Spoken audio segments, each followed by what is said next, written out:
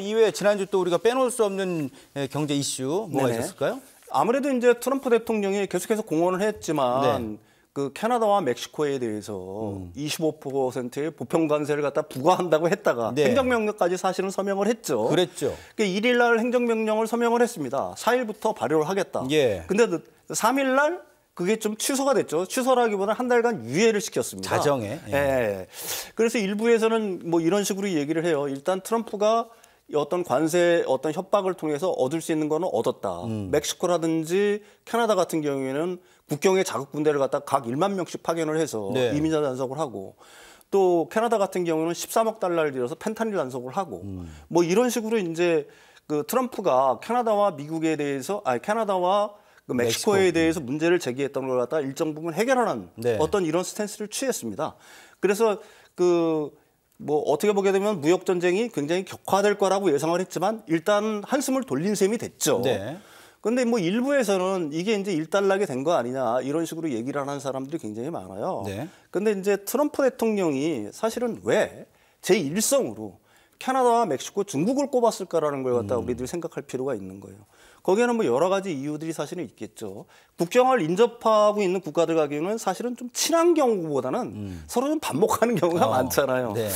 좀 그런 경우들이 있는데 사실 캐나다와 멕시코에 대해서 미국은 굉장히 섭섭해할 겁니다. 뭐냐면은 그 캐나다하고 멕시코하고는 북미 자유무역 협정을 통해서 뭐 어떻게 보게 되면 자유무역 협정을 갖다가 체결한 국가이기도 했고요. 물론 이제 트럼프 대통령이 들어서면서 그걸 갖다가 미국, 멕시코, 캐나다 협정 UCMA로 그걸 갖다가 UCMA로 UMCA인가요? 네. 그걸로 일단 바꾸기는 했습니다. 네.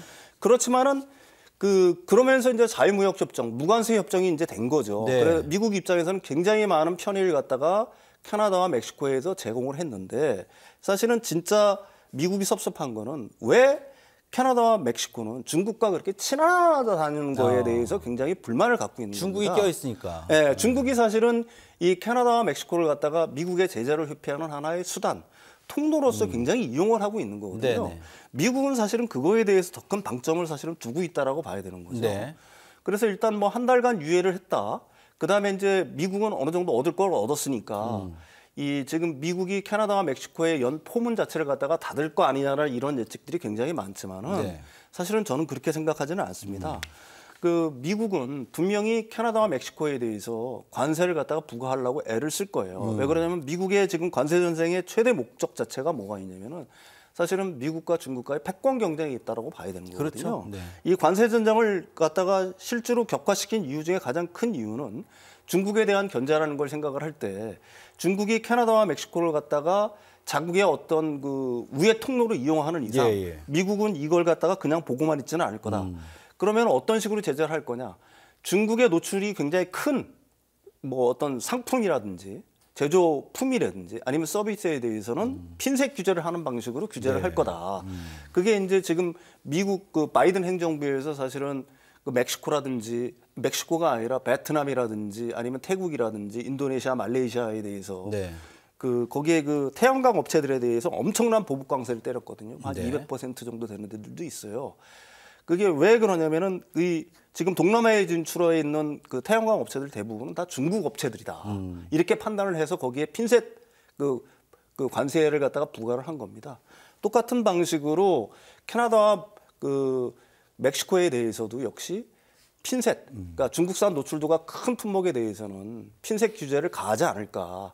뭐 저는 그렇게 개인적으로 생각을 하고 있습니다. 예.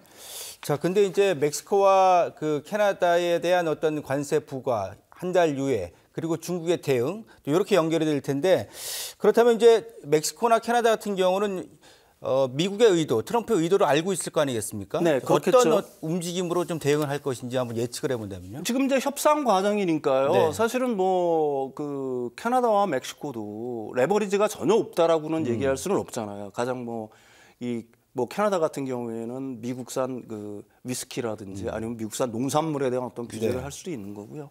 그렇다고 한다면은 일단은 캐나다와 멕시코의 스탠 중에서 가장 그 좋은 거는 뭐냐면은 가장 최선의 해결책은 뭐냐면 중국산 노출도가 큰 것들 이런 것들에 대해서는 관세를 갖다가 자연스럽게 받아들이는 게 사실은 이 협상을 갖다가 완결시키고 빨리 끝낼 수 있는 가장 좋은 척경이라고 저는 생각을 합니다. 사실 예. 미국의 타겟은 거기에 있다고 그렇죠. 봐야 될 거예요. 모를 리가 없죠. 멕시코와 캐나다가 네네네. 그 속내를 모를 리가 없기 때문에 어느 정도 트럼프의 의중에 반영하는 듯한 좀 액션을 취해주는 네네네. 그런 정책을 보시면 될 것 같고 향후에 네. 지켜보겠습니다.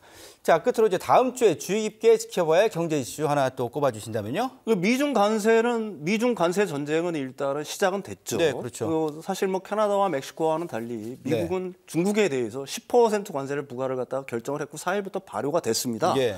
근데 애초에는 60%를 얘기를 했잖아요. 네, 그걸 갖다가 이제 10%를 일단 낮춘 겁니다. 네.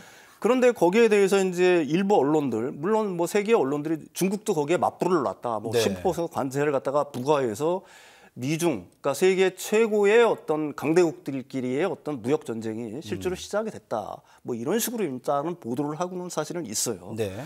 근데 이제 중국의 그 대응을 갖다가 유심히 우리가 분석을 해볼 필요가 사실은 있습니다. 네. 미국은 4일부터 발효를 시켰는데 중국은 10일부터 하겠다라고 텀이 얘기를 하는 있어요. 거야. 예. 텀이 있는 거예요. 예, 예. 그러니까 중국의 의도가 뭔지는 알 수 있겠죠. 그동안에 사실은 미국과의 어떤 대화를 원하고 있다는 어떤 뉘앙스 이걸 예. 갖다가 약간 좀 풍기고 있다라고 볼 수가 있는 거고요. 또 중국 같은 경우에는 사실은 그 미국산 수입품에 대해서 관세를 부과한 품목을 유심히 보게 되면은 예. 미국에 그렇게 큰 타격을 줄 수 있는 품목들이 사실은 아닙니다. 왜 그러냐면 석탄 LNG, 미국산 석탄 LNG에 대해서 15% 관세를 부과한다고 그랬거든요. 네. 근데 중국은 미국산 석탄 그다음에 LNG를 별로 수입 안 해요. 그러니까 그러네요. 그 미국 입장에서는 그렇게 큰 타격이 없다라고 이해할 수 있는 거고요. 네. 그다음에 뭐 미국산 농기계, 그다음에 대배기량 자동차와 픽업 트럭 이게 10% 관세 부과한다 그런 거거든요. 근데 중국에서 그 픽업 트럭 많이 쓰나요? 그다음에 미국의 엄청난 가령 뭐 5,000cc, 6,000cc 대배기량 자동차를 갖다가 엄청나게 수입하는 국가도 아니란 말입니다. 예. 그러니까 그것도 그렇게 미국한테는 큰 타격이 없어요. 또 하나는 이제 구글에 대해서 반독점법 위반 조사를 한다고 하는데 네. 구글은 2010년부터 사실은 중국에서 거의 서비스를 제공하지 않아요. 그랬죠. 예. 검색 서비스 같은 것도 다 안 하기 나가죠. 때문에 예. 사실 이거는 굉장히 상징적인 의미가 있다라고 얘기할 수가 있는 거고요. 텅스텐 등 광물 수출을 갖다 통제를 하겠다라고 그랬어요. 근데 사실 뭐 이거는 미국한테 약간의 피해는 갈 수 있지만 실제로 미국한테 가장 큰 피해를 줄 수 있는 것들, 가령 뭐 갈륨이라든지 네. 반도체의 필수적인 휘토류죠. 그다음에 네오디움이라든지 이거는 중국이 98%를 장악하고 있습니다. 영구 자석을 만들어. 네. 이거는 그럼 첨단 무기, 가령 뭐 전기차, 그다음에 풍력 터빈 이런 거에 굉장히 치명적인 어떤 타격을 줄 수 있는 건데 그런 거에 관한 어떤 수출 통제는 일단은 하지는 않은 거예요. 그러니까 미국은 일단 중국산 수입품 5,250억 달러에 대해서 관세를 부과한 겁니다. 네. 근데 중국이 그에 대응해서 관세를 부과하겠다라고 얘기를 한 거는 140억 달러에 불과해요. 3% 정도밖에 안 되는. 그렇죠. 예. 뭐 40배 정도 차이가 나는 그러네요. 거죠. 예. 그러니까 중국은 사실은 내심으로는 지금 미국과의 대화를 굉장히 원하고 있다라고 얘기를 할 수 있는 거고요. 또 미국도 여기에 완전한 전면전을 갖다가 벌이지 않는 이유가 있습니다. 전면전을 벌였다라고 한다면 사실 중국한테 굉장히 큰 타격을 줄 수 있었던 건 뭐냐면은 미국의 우정청이 중국 직구로 들어오는 거 있지 않습니까? 네네. 쉐인이나 테무를 통해서 미국으로 들어오는 것들. 거기에 800달러까지는 면세 한도를 주잖아요. 네. 이걸 갖다가 하루 동안 금지시켰어요. 그러니까 24시간도 안 돼서 이걸 갖다 풀어버렸습니다. 근데 이제 미국이 이걸 푸는 이유는 분명하죠. 이게 24년도에만 하더라도 이게 미국으로 들어온 쉐인 테무를 통해서 미국으로 들어온 직구 물량이 10억 건이에요. 10억 네. 건. 이걸 막으면 어떻게 되겠어요? 미국한테도 굉장히 큰 중국한테는 굉장히 큰 타격이 되겠지만은 미국 소비자들은 어떻게 그렇겠네요. 되겠습니까? 예. 이게 대부분 뭐 자잘한 것들이잖아요. 일반적인 뭐 인형이라든지 네. 뭐 조그만 전자제품이라든지 뭐 이런 것들 아닙니까? 이런 것들을 갖다가 일시에 막아버리면은 네. 사실은 미국 소비자들의 타격이 되고 중국한테도 타격이 되니까 우정청에서 시행을 4일날 바로 시행을 했다가 24시간이 안 돼가지고 다시 풀었거든요. 예. 그만큼 이제 어떻게 보게 되면 미국도 완전한 강경한 스탠스로 나가지는 않는다는 걸 갖다 표현한 거고 네.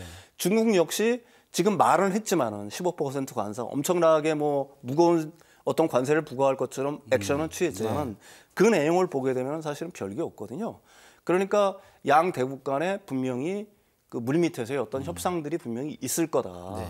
뭐 이거는 누가 봐도 분명한 사실 같습니다. 일단은 예. 뭐 장기적으로 봐야겠죠. 이제 시작이니까요. 뭐 양국 간의 어떤 그 물밑 협상도 그렇고 수위 조절이 아주 조심스럽게 이루어지고 있다. 네네네, 뭐 이렇게 그렇습니다. 좀 보시면 될 것 같습니다.